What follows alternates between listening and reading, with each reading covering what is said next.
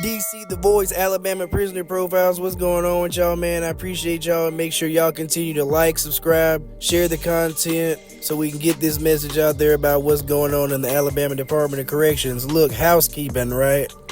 Real supporters are perceptive to the housekeeping, right? I fast forward through intros that I don't like, right? Banky Pound is an example. You know what I'm saying? My video formats are the same. You can fast forward to whatever content I got going if you don't want to watch the intro. Other than that, gargle nuts. We're at 3,300 watch hours and are now partially monetized, so now y'all can send what? Super chat, super thanks, or some shit like that if I go live. And in the comment section, you know what I'm saying, I'll probably make a cash app or something like that for the channel. You can donate if you want to. You don't have to. I don't give a damn. You know what I'm saying? No pressure. I've literally sent my own favorite content creators probably $10 over fucking 5-6 years, so it ain't no pressure, but it is needed stuff for like what, my CapCut subscription, which I don't even have. I use the free version. Shit like Zoom, StreamYards. I was trying to video record this today, but I was like, you gotta pay for Zoom? Fuck that. And to pay, I guess, like bigger creators like Tapped In with Told Cartoon, bro. I'm not Vlad TV, you know what I'm saying? We got 1,400 subs. I can't give you a couple $1,000s for no type of interview, and I wouldn't try to take up much of your time. And he was perceptive to that, so it's another example. Also, shit like Alicourt subscription, so I can get like deeper information for some of these cases. You know what I'm saying? Next, let's see. Talk crazy, you finna get up out of here at this point. I can't keep up with all the people on TikTok, but I got time for YouTube right now. So, correctional officers smart enough to have your picture of you in your uniform online. If you follow any other, like the TikToks, for example, where I can tell you're a correctional officer, and I hit you up in the DM, you know what I'm saying? You don't want to come on the show, you can respectfully decline. That's fine, but when you just read the message or don't say anything like that, but you don't follow the page and liking the shit, makes me feel like you one of these fed motherfuckers watching my shit and reporting it, you know what I'm saying, for different stuff. Get my stuff streaking and take down, you will be blocked. You know what I'm saying? Next and lastly, we got another Daniel Williams update. He was transferred back to Kilby earlier this week to the infirmary after his plug was pulled on Sunday, and he finally gave up the fight and passed away yesterday morning. So condolences to his family. Y'all make sure y'all please keep them in your prayers. The alleged culprit, right, has had his disciplinary for the incident dropped and has been released out of lockup back into the same fucking dorm to continue to victimize people. Allegedly, this prisoner has had a couple PREA cases against him already, and y'all know that's Prison Rape Elimination Act. Shame on the Alabama Department of Corrections for letting shit like this go on and continue to go on. I hope the feds come in and take this shit over. Craziness. Alright, housekeeping's over with.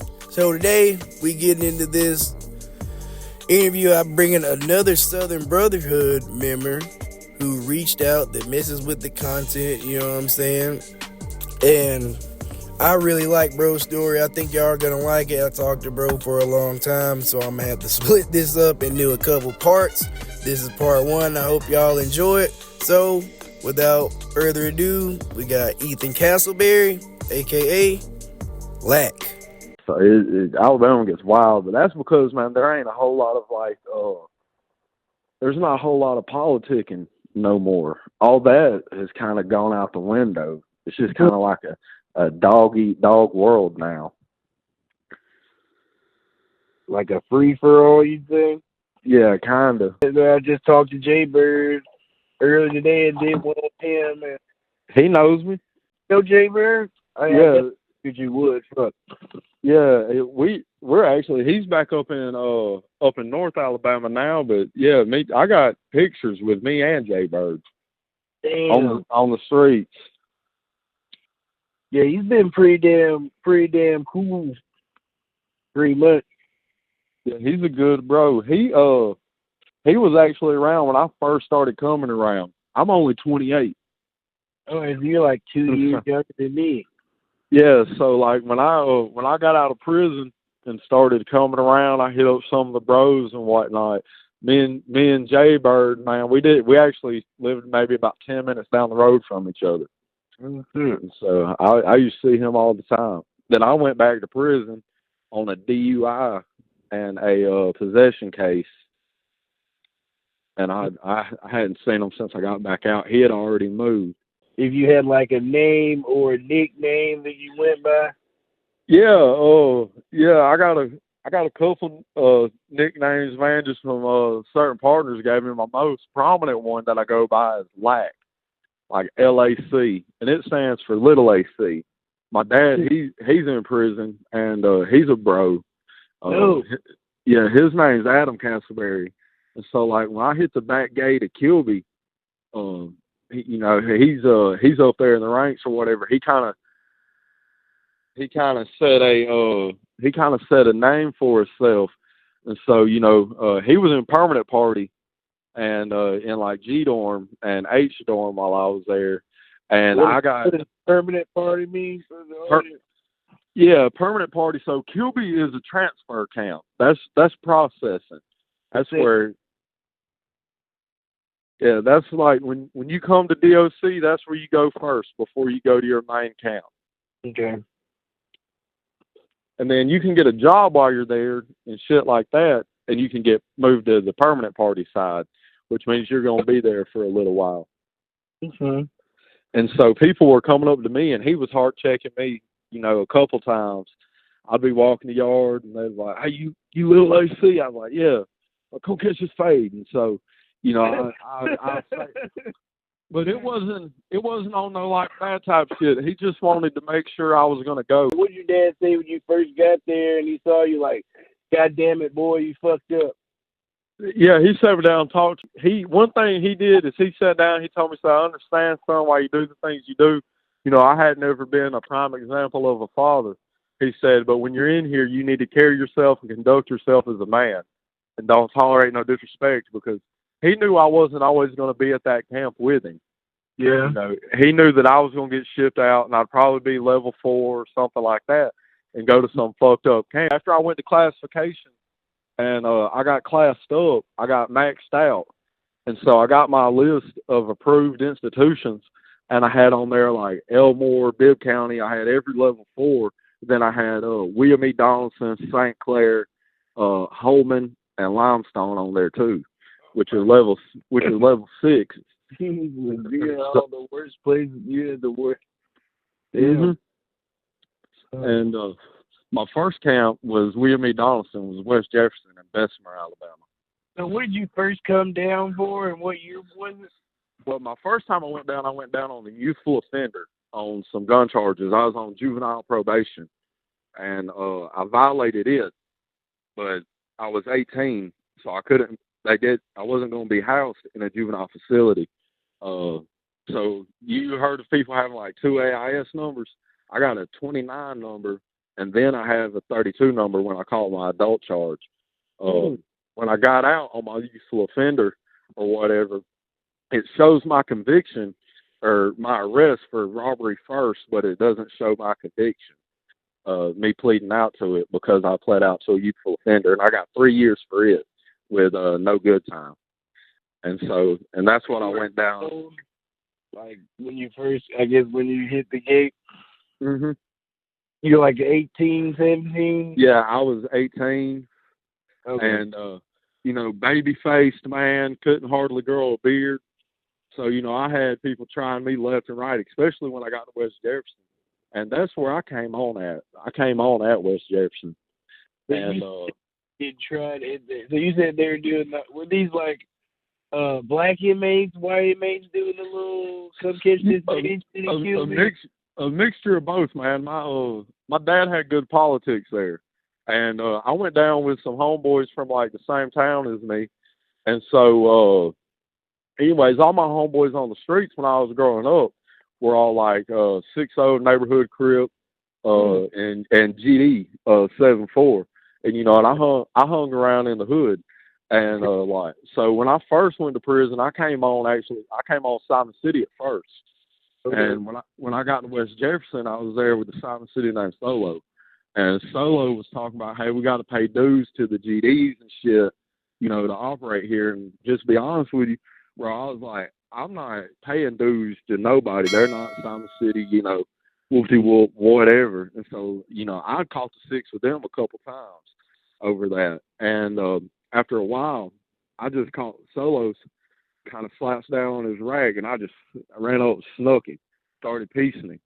Well, I told him just violate me because I ain't with paying no other organization no dues. And I seen that a guy named Michael Hammock was there. And he's dead now. He's deceased. He died at Fountain. And anyways, Michael Hammock seen it, and Danny Turner. And they kind of watched me for a few months. And Hambone is Michael Hammock's nickname. He came up and he approached me one day after a creep tried me. I was walking back from the shower. I was in L dorm on the blacktop, and I was walking back from the shower to my rack. I had a creep try me. Talk about it. Huh? What is a creep? A creep is a sexual predator. Okay. Is a sexual predator, man. And you know, like I said, I've heard that term. Yeah, I was young. I was baby faced. The dude was creeped out on a life sentence. They called him Meech. He was from Birmingham.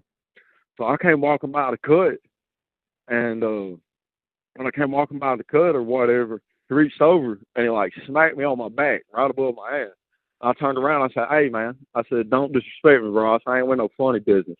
And I turned around to walk, and he said, "I'll make you my bitch, white boy." And so when he said that, I just dropped all my shit and I took off on him. And so I got the upper hand on him for about a good 30 seconds. But this son bitch was about 6'4", about a good 250, 240. I'm 5'8" and 140 pounds soaking wet.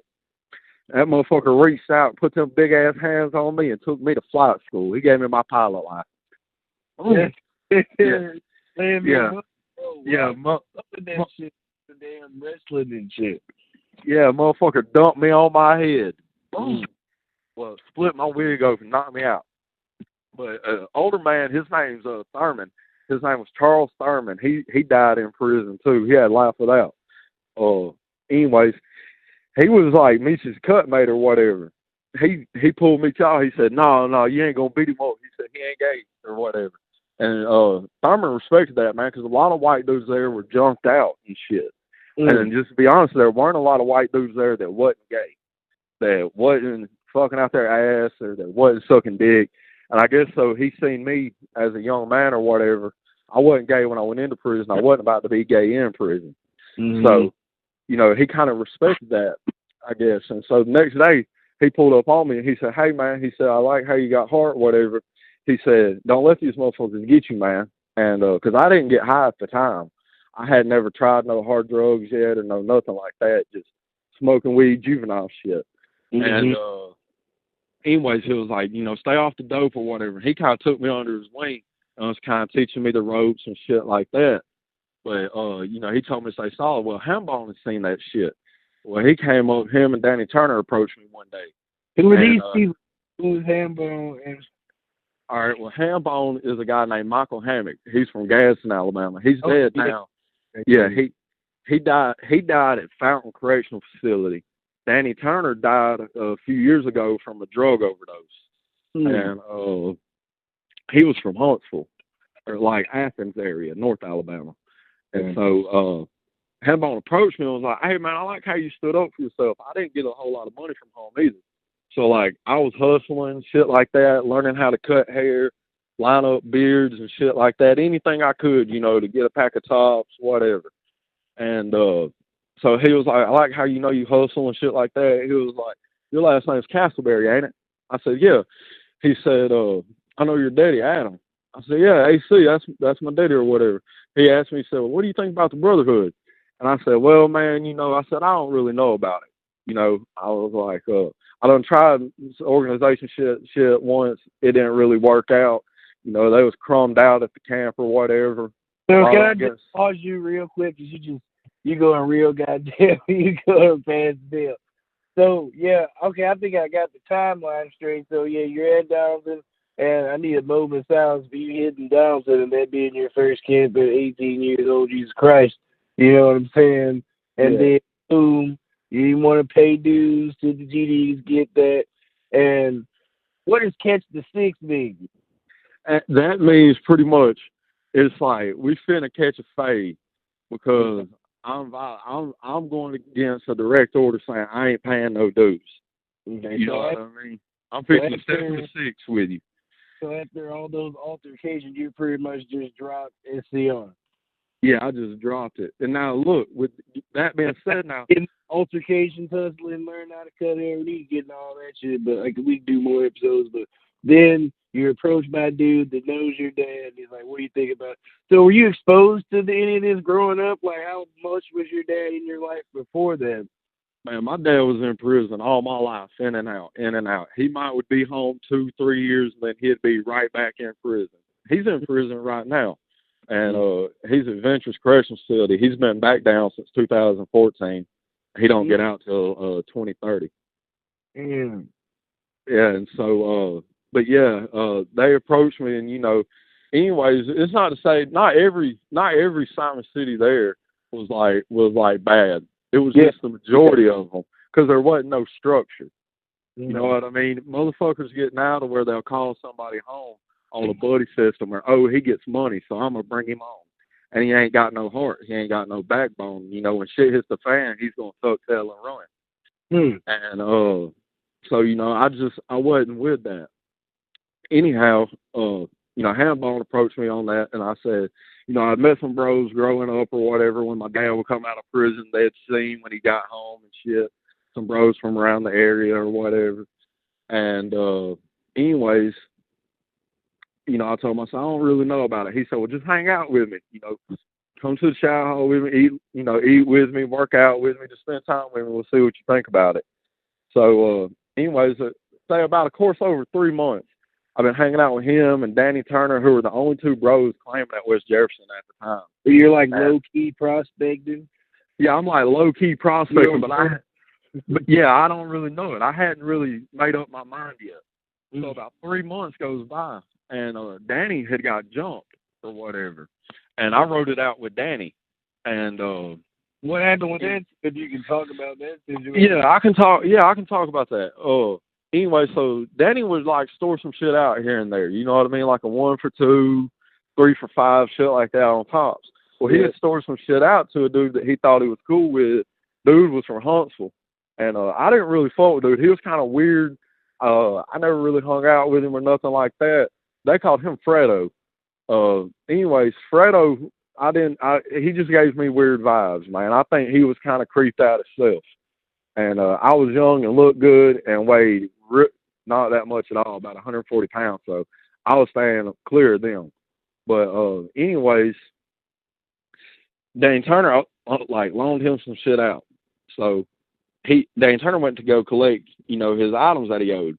And Fredo pretty much taught him to chalk it. So Danny just punched him, like snuck him when he told him that. Bam, just hit him right in the jaw. Well, I wasn't, but just a couple racks down talking to a homeboy of mine. His name's Tank. He's from Birmingham. Anyways, I'm talking to Tank. Well, I hear the commotion of the fight. Well, I turn around, I see Danny in it. Well, I just run and jump off in it, not even thinking. He's fighting like 2 dudes. Well, I jump off in it. Well, me and Danny get jumped by like 8 people. I get knocked out because I'm not bumping at all at this time. I ain't been in prison that long. I ain't learned how to fight that well yet. So, anyways, I get knocked the fuck out real quick into the fight. All black dudes or are these gang members? It was 7 black dudes and 1 white dude. And Fredo, he was BGD. He was BGD. The other dudes, I don't know if they was all BGD. I know one dude, they called him 6'9" or whatever. He was 6'9", and he was GD. So, anyways, I just dove off in it. Well, anyhow, I get knocked out real quick into the fight. I come to, and Danny's like smacking me in my cheek and shit, trying to get me to wake up. He's like, man, what you come help me for, man? You got beat up pretty bad. I said, oh, yeah. No, man, I'm okay. And anyways, he knocked me out or whatever. Well, I come to, and he's like, congratulations. I'm like, congratulations for what? He's like, you got heart. Well, I wasn't thinking about what he meant at the time. So, anyways, fast forward a week, Michael comes up to me and he said, hey, he was like, I really want to bring you on. I was like, well, I'll think about it. And I was like, I'll think about it. So a couple of days goes by, I come up and approach him. I said, yeah, I think I'll do it. He said, awesome. So he brought me some paperwork. I said, I thought you were supposed to heart check me first. And he said, no. He said, you done had your heart checked when you knocked the fuck out with your head. Yeah, he said, I done seen you get knocked out by a creep. And he said, I done heard about you getting knocked out riding it out with Danny. He said, I know you'll ride. I said, yeah, I guess I'll ride. He said, you can't fight as good as your dad, but you'll fucking go. So, I was like, okay, cool. So he started going over the paperwork with me, man, or whatever. And when I sat down and I read it, I guess you could say this. I didn't disagree with nothing. And when I read it, man, it was exactly like everything I had believed in all my life. And I never knew what the name of it was or what the title of it was until I saw it on paper. I didn't know what it was called. But, I just felt like I had made the right decision. And anyway, so I ended up staying at Donaldson and EOSing from Donaldson. And I had a lot of altercations when I got, like, my chest piece done. I got boxing gloves on my chest, and with Bama Cracker tattooed up under it with a big ass Spanish swastika. Is that what it is? I was trying to zoom in to see if there's I got a lot of like swastika and all that shit. Looks kind of bad. It looks hard.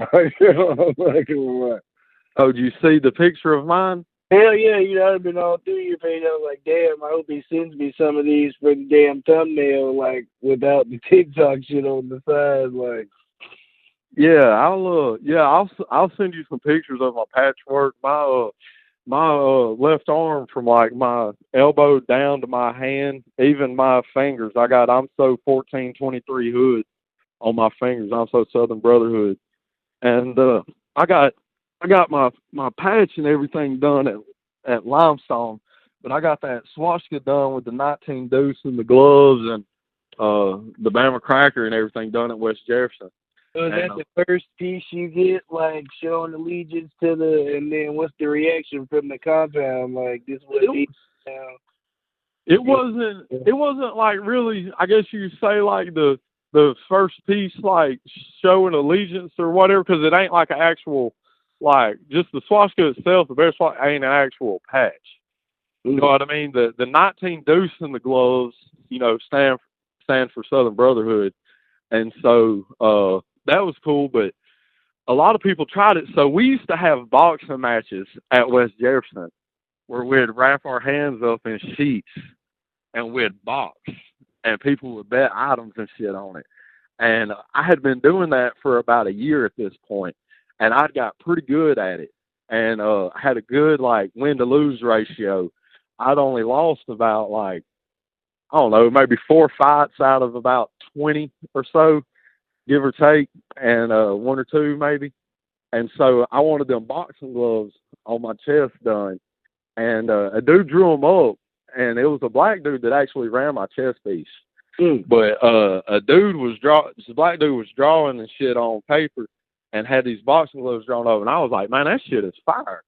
And I was like, man, why don't you charge me to run it on you? And he was like, man, I've only ran like 2 tattoos. He said, I'll run it for free. I was like, you gotta be kidding me. He's like, I won't charge you nothing if you just let me practice on you or whatever. So I looked at his other 2 and shit, and his other 2 like tattoos he ran, they was halfway decent or whatever. So I let him run it on me. Now they didn't look as good at first till I went and I got the limestone and I had them shaded in again and whatnot. But a black dude actually ran my chest piece on me, and you know, he likes it. I guess you could say, well, the first response from the camp was like when I was getting it done and getting it ran on, motherfuckers were saying, oh, we ain't doing all that Brotherhood shit here and whoop-de-whoop. But here's the thing. If you're willing to... swastika with it? The black dude did the swastika too? Yeah, he did the whole thing. The Bama cracker, the swastika, the boxing glove, the lightning, the Shostoffels in the other boxing glove, the 19 deuce, he did it all. And, damn, bro, what you on? yeah. And, you know, one of the things in there, man, is motherfuckers might not, like, understand what you are. But if you're about your business and you give respect, but as well as giving respect, if you demand your respect back, they respect that. Mm-hmm. If you're going to go, you're not going to have a hard time. And especially if you're not crumbed out on drugs and shit like that, because they look at motherfuckers that smoke them sticks and shit and run up all these debts and get beat up and then get put on FaceTime with their family or whatever. They look at them as like the scum of the earth. You know what I mean? Because they're allowing these motherfuckers to extort them. So if you're in there and standing on your own 2 feet and saying, you know, I'm a man before anything, and you know, and you ain't gonna treat me as nothing but that, it's well respected. Now there were times I'd be walking the dorm or something, especially when I first got it, I'd be walking shirtless. You know what I mean? Just fucking bird chest poked out and everything. Oh wow. Yeah, wild, and I was young and hot-headed and stupid. You know, motherfuckers like, oh, you bumping, oh, white boy. I'd take off, bing, bing, bing, because I already knew what time it was. And so, you know, I'd win some, I'd lose some, but, you know, I got pretty well respected at the camp over that, especially when I got stabbed in the back of my head and shit. And I got rushed to UAB or whatever. You know, they rushed me to a free world hospital and shit because I had bleeding on my brain and shit like that. But I didn't. So you basically got the hands up from all these altercations, or is anybody working with you with the hands or boxing? Oh yeah. Yeah, people were working with me. You know what I mean? There was this black dude, man. He was an amateur boxer or whatever. He was down there on like 2 assault charges or. It was 1 assault charge and a shooting in an occupied dwelling. Oh, and, yeah, he used to box in a boxing gym in Moody that's closed down now. It was called Four Corners and boxing ring. And he was an amateur boxer there. And, like, when I was in my boxing matches, he said I had good form and shit, but the way that I would throw my punches and how I would pop my shoulder. And I'd like roll my shoulder when I'd strike. And he kind of taught me to keep my shoulders tight. And instead of just rolling in the time it takes you to roll your shoulder back, somebody can just straight jab you. And so I actually box a little bit now, but he kind of set the tone for me in that. And his name was Corey Westwood. I'm going to have to look bro up and see if they got some footage of his fight. Yeah, his name was Corey Westwood, man, and he was cool as fuck, man. He kind of, you know, taught me this rap. It's called the Draper rap or whatever, and shit like that. He showed me all kinds of shit. Rap game, fucking, yeah, I heard about it. Yeah, I'm gonna tell you right now, you do not want to be on the receiving end of that, motherfucker. I saw a little bit of it the other day. I like posted this video, and he had actually got fucking banned. I got my first little warning and shit for violence because we're like up for monetization now. So, but it was like black dude and white dude about to fight. White dude throws a punch, black dude just immediately goes for the scoop. Yeah. And punches him, then does some like WWE jumping shit on his head, or you know. Oh yeah. That's fucked up. I was like, no wonder people are, you know what I'm saying, stabbing, because if I like come on with the wrestling shit, but I don't know. Man, there's a lot of that in prison, man. They'll rush you to the ground and then you get stomped out or whatever. And I'll tell you though, the roughest camp I was at wasn't even West Jefferson. It was Limestone. I was at Limestone in 21 and 22, wishing I was back at West Jefferson. Well, damn, you're like there at these, like in modern times and shit, like. Yeah, I just got out of prison June June 9th of 2022. It's been Fredo. Yeah, you can actually look me up. I'll send you my picture and shit with my AIS number, my DOC shit on there, and whatnot. I got the limestone at the end of August of 21, and then got out in June of 22 on that possession case and that DUI. But they had started running trains from they were shutting down Holman or whatever.